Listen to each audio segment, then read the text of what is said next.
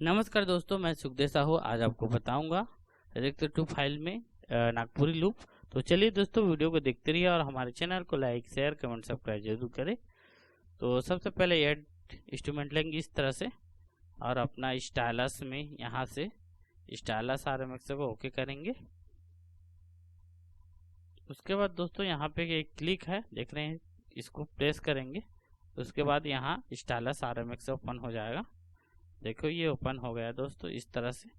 फिर अपने यहाँ पे जाना है यूजर लाइब्रेरी में और इसके बाद दोस्तों कन्वर्टेड फाइल में जाना है, कन्वर्ट डायरेक्टर टू फाइल में, इसके अंदर में। तो यहाँ पे हम नागपुरी लूप ऐड किया हूँ मैं यहाँ पे। ये देखिए दोस्तों, ये नागपुरी लिखा के आ गया है। इसमें 1 से लेकर पूरा 10 तक है और इसका BPM है दोस्तों 100 BPM है। 100 में स्लो चलेगा। आप चाहे थोड़ा टेम्पो क्लिक के साथ सुनाओ तो ज़्यादा समझ आएगा आपको।